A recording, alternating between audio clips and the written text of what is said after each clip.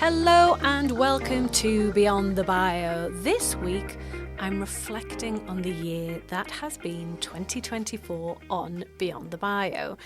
I'm talking through some of the highlights of the show this year and picking out some of my favourite episodes, a few reflections and thoughts along the way too. So let's rewind back to January 2024. Oh my gosh, that seems like so long ago. Interesting topics then in January, I think, were networking goals with Jenny Smith, which was episode 24. If you want to go back and listen, where Jenny was talking about how do you set networking goals for the year. And I think this would be a really relevant episode for people to come back to if they are looking at prioritizing networking in 2025, because Jenny is an expert in all things networking. She's been on the show a couple of times and she knows literally everything. The depth that she goes into when looking at networking is just unrivaled, and she has so much to say. And I think that whole piece around setting goals and working out what you want to get from networking and how you measure that return on investment in time and any costs involved is really good. So definitely one to go back to. Another one that makes me smile from January was me talking about my year of no, which is actually something that I get asked about so much when I'm out and about. If you remember that episode, it was me reflecting on having felt really burnt out around about November 2023. I actually did a post about it on LinkedIn and I look ill, I look unwell. I felt so burnt out at that point last year. I'd said yes to lots of cool stuff, but it had really taken its toll and I felt absolutely exhausted. And I remember talking to a colleague and thinking about what can I do to just feel a bit more with it. And I ended up booking a couple of holidays for this year, which I've since gone on, including an awesome trip to Thailand for a special retreat in late March, which was just incredible. So it was thinking about, what do I put in place for 2024 to not feel that bad this time this year? I came up with this idea, the year of no, and I would try and say no to as many things as possible and use this framework that I had scribbled into the back of my notebook. And then after I did the LinkedIn post, I remember someone created this beautiful version for me that I could print out and use to help with my decision making. As I say, it is the thing that I get asked about the most when I'm out and about. Are you still saying no? How's year of no going? And I would say overall, it has been a success. So I have said no to a lot more stuff. I have said yes to more stuff than I should have and things that probably do fall out of that framework. But it definitely hasn't been as intense as it was this time last year. I think as the year's gone on, a few more things have crept into the diary. But like I say, overall, I am certainly heading into the Christmas and New Year break feeling a lot better than I did this time last year. So overall, I would say that was a success. And if anyone's thinking about doing something similar, that might be a good episode to go back to, episode 25. February was fun. We were talking in February about being a non-executive director, winning awards, and all things personal branding. Also, all great topics. We've covered various aspects of non-executive director or trustee roles throughout the year from different angles. I might touch on those again a bit later. But this episode in February, episode 27 with Jo Feely, she was very much talking about how it feels to be a non-executive director, what those responsibilities are like, and how she fits them in with her other responsibilities. So if being a non-executive director is on your vision board for 2025, that would be a good one to take a listen. I also had Emma Chandler on the show talking all about winning awards. A couple of years back, she had winning awards as a key part of her marketing strategy. And she'd gone from not even entering any to literally sweeping the board and winning all sorts of awards within her industry. It was a really positive conversation with Emma, talking about all the opportunities that have been generated as a result of winning awards. So a nice uplifting, positive episode. At the end of February, I had Ash Jones on the show talking all things personal branding. We had a really interesting chat about how we hate the term personal branding. Although it's a term that we both use, we don't like it. And we were talking about all sorts of things that Ash has been involved in that space. Moving on to March, what were we chatting about in March? Well, we were chatting about strategies for SEO success with Andrew Armitage, where he was talking about how you decide which kinds of keywords you should be using, how you're going to get more visible on Google. Some real practical things for us to take away. Within the same month, we also covered how books boost business with Marianne Page. And as well, I welcomed Francesca James from the Great British Entrepreneur Awards to talk about the Great British Entrepreneur Awards, or the Grammys of Entrepreneurship, as they are often called. If you have entering the GBEAs on your to-do list for 2025, that is definitely an episode not to be missed. In April, I was chatting with some super cool people. I was talking to Mark Mosley about his boardroom secrets from his time as a contestant on The Apprentice and his learns from being on that show. I was also with Liz Perkins, who is a journalist with the Daily Express and the Telegraph, and she gave some fantastic and practical advice about how to pitch to the press. So some top tips there if press coverage is something you want more of. Jo Hutton joined me in April as well, talking about Instagram and how she had become a viral sensation with a special neck stretch that had millions of views.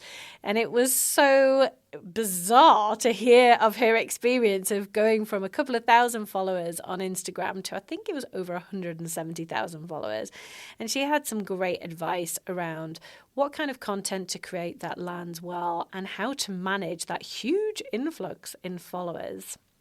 April was a busy month indeed, because as well as all of that great content, we took a look at speaker kit essentials, so what you need to have in your kit to be putting yourself forward as a professional speaker. And we also covered books again, talking about getting the book bug with Susan Routledge, who has released, I think, 6 books, maybe more, maybe 7. And she, again, had some top tips for leveraging books. In May, there were a couple of solo episodes. One where I was talking about how you define your own brand, and also how to build a brilliant bio, which is so important to have, because a versatile and good bio can be used in all sorts of places. It can be used in your speaking kit, in your media kit. It can be used on your website, in your LinkedIn profile, all sorts of places. And certainly if you want to be positioning yourself as a professional speaker, it's just not negotiable. You've got to have one of those. I had Elizabeth Valentine on the show also, talking about how to record an audiobook. And one of the themes that has come through loud and clear to me throughout this year has been the importance of audiobooks. With my first 2 books, I didn't publish them in an audiobook format. And part of the reason was that the publisher I was working with at the time didn't offer that as an option. But I think the main reason was actually that I don't consume audiobooks myself. I love podcasts and I've dabbled in Audible, but for some reason I just can't get away with it. I like to read hard copies of business books so that I can write or draw on them. And for my, what I call my more fun books, the various crime thrillers that I read, then that's Kindle for me. But what I found from talking to authors throughout this year in the build-up to the launch of my 3rd book was just how valuable and important having an audiobook is. They were all telling me the same thing, that 50% of their book sales were coming from audiobooks. And obviously I've got this show, and a podcast studio, so I would have been mad not to include an audiobook version for this book. So hearing that from various authors, but also having Elizabeth on the show to talk about the value of audiobooks was very timely indeed, and definitely helped to shape my thinking. Another hot topic was with Adam Strong talking about how to get more LinkedIn recommendations. I think LinkedIn recommendations are probably one of the most underutilized parts of a LinkedIn profile. And it's really important to show that credibility and also do that reciprocal piece around giving other people LinkedIn recommendations as well. So that was a handy episode to talk about how to get more of those. In June, it was books again. I had Dan Bradbury on talking about how he launched his book, and he had some really cool, quirky stories. My favourite one being when Richard Branson just kind of gate crashed his book launch. There's a bit more to it than that. And if you missed that episode, you'll have to go back and have a listen to see exactly what happened. We also talked about imposter syndrome with mindset coach Jude Daunt and came away with some practical tips about how we move imposter syndrome to become empowerment instead. That same month, I had Topher Morrison on, where he was covering how to craft the ideal pitch. The episode, Partnership Pitches, it's what actually I refer to a lot in my Take Action episodes in particular, because it is so versatile. You can pitch anyone for anything, all sorts of different opportunities. And the framework that Topher talked us through has been really handy for me in lots of situations since. One of the most popular episodes of the year was when Daniel Priestley was in talking about what he calls the podcast pyramid. If you remember that episode, Dan had just fairly recently been on Diary of a CEO, maybe the month before, and he was talking about how he doesn't have his own show, but his strategy is actually to go on all sorts of other shows. And he was talking about how he goes on shows of different sizes with different audiences and how useful it is to work your way up that pyramid with some of those smaller shows to then have more confidence and also examples that you can use to snare those more popular shows. When I'd had that conversation, I remember actually drawing a pyramid in the back of my notebook to illustrate this whole concept of the pyramid. And I actually wrote some shows in that I wanted to go on in each level of that pyramid. And I found that really helpful from a practical perspective. Into July, and some of the standout episodes were talking about masterminding with Kate Hargreaves.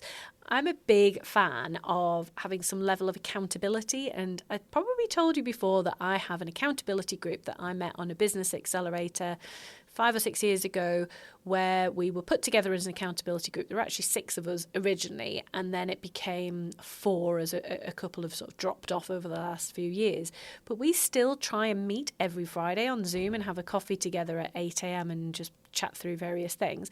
But having that group as a mastermind group or an accountability group, and there's maybe some slight nuances between the two, but it is so helpful for moving business forward, for setting goals and actually having that level of accountability and making some progress. So that was a standout topic for me. 2 other good topics in July were looking at AI and how you can use that to boost your profile. My key takeaway from that was when Athena Todd, who was my guest on that topic, was talking through how people are using ChatGPT in the wrong way for their LinkedIn posts. And I see a lot of people using ChatGPT for their LinkedIn posts. And there are some really clear giveaways. So I can tell in that opening line if someone's used ChatGPT just from the formation of it. I can tell usually by all the emojis that they have, or the stars that they have, or the hashtags that they have. So there's some very clear giveaways. But what Athena suggested was actually writing a rough post and then putting it through ChatGPT. Whereas I think most people that use it to write social media posts, for example, they do it the other way around. So they use it to write the post and then maybe they tidy it up.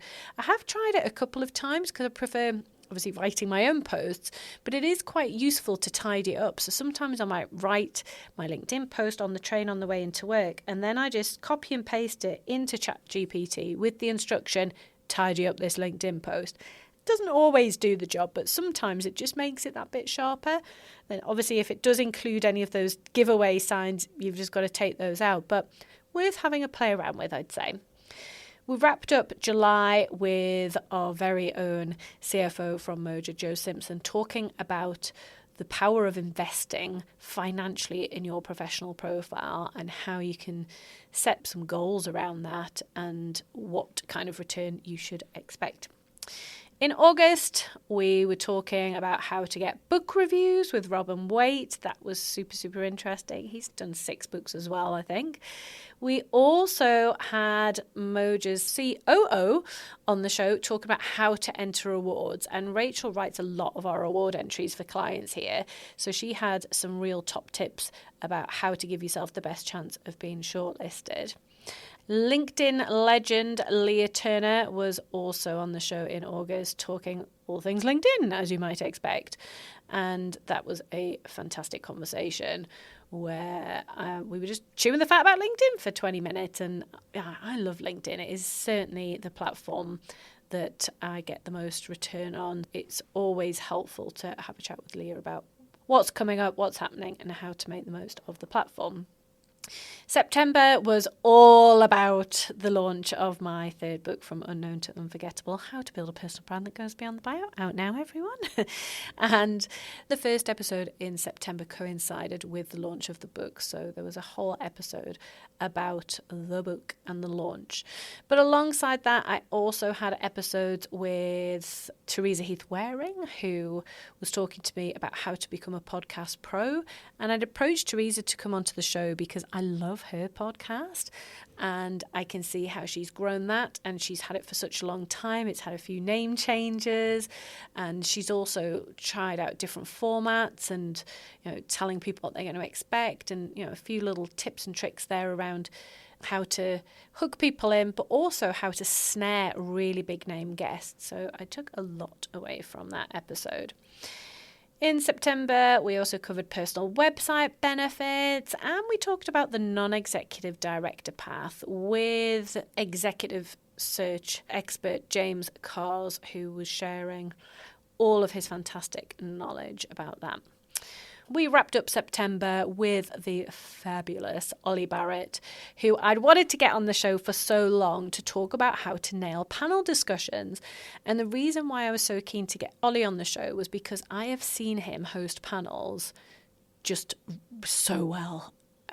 So well. I was going to say I don't know how he does it, but I do, because he told us on the show, right? Ollie is just awesome at hosting panels. He does some great preparation. So as someone who's been on one of his panels on multiple occasions, I always feel like he knows me, and this was before he did know me. He does his research. He asks really good quality questions. He manages time well. Just some of those basic things that you don't always see happen on panels, but he does it so, so well. And he makes panels very engaging when they are typically, not always, but often, the most boring bit of a conference. And I think panels hosted by Ollie are not. So that, for me, was a standout episode of the year. And actually, I think if I was to look at the stats, it's probably our most downloaded episode of the whole year. And it only came out a couple of months ago. Yeah, one worth checking out if you missed it. In October, we had Atomicon legends Andrew and Pete talking about conferences, and as a result of that conversation, I ended up booking a flight to San Diego, where I am going to hang out with Andrew and Pete at the Social Media Marketing World Conference in San Diego in late March, early April, I think it is. They obviously influenced me massively with their recommendations there. I also had Guy Clapperton on talking about how to handle the media. He is a media trainer and he prepares people to present themselves in the best way in those situations. So some really great practical advice there. Other topics that we touched on in October included how to brand yourself if you're part of a duo, and also the power of invisible PR. Into November, and we were talking book launches with Ava, who helped to do my book launch this year. Some top tips around a timeline, so pre, during, and post your book launch. Also talked about maximising speaking opportunities, personal branding photography, and podcasting trends. So there was a lot going on. Now, at the time of recording, I'm in December, so I can't talk about everything that is going to be covered this month. But we did kick off December with the incredible Michelle Eagleton, who I met at an event in fact, I kept seeing her at loads of events in Manchester. I think it was like the last 3 events that I went to in Manchester. Michelle was at all of them. And she has so much broadcasting experience. She hosts events, she's presented on TV. And what I really love about Michelle is she has this what appears to be natural and effortless charisma and charm and just this real upbeat personality. But we all know you can't be like that all the time. So she does have a few tips and tricks as to how she maintains that when she needs to in front of the camera or the audience. Really, really enjoyed that conversation. So now that I look back on the year, I just think, oh my gosh, there was so much that was covered and discussed for sure. There was a heck of a lot going on. I hope that you enjoyed some of those episodes or all of those episodes yourself. And if you're listening to this over the Christmas break, then if there were any that you missed out, maybe go back and take a listen. Or if there were ones that you remember listening to at the time, but you need to now go and take some action, then, go back and do that. I always think the Christmas break in particular is a really good time to reflect and think about goals for the year ahead and go back and maybe listen or reread things that you promised yourself you would and haven't got around to yet. If you have any ideas for future topics and episodes and guests on Beyond the Bio, then I would love to hear them. In fact, you will find a link to the guest form in the show notes for this episode. So if you think you would make an awesome guest on the show, please do complete the form and get it sent back to us. Or if you know someone that would be an awesome guest, please share the form with them. I'm really excited to have even more incredible guests on the show in 2025. So as a listener, please help me make it happen. Join me on Thursday for the Take Action episode. And also, I will see you next week. Thank you for listening. If you're serious about growing your profile, take our free profile assessment quiz to see where you're at right now and get hints and tips on how to improve your score. You'll find the link to the quiz in the show notes. If you've enjoyed the episode, it would be mint if you'd subscribe, like, and leave a review. See you next Monday.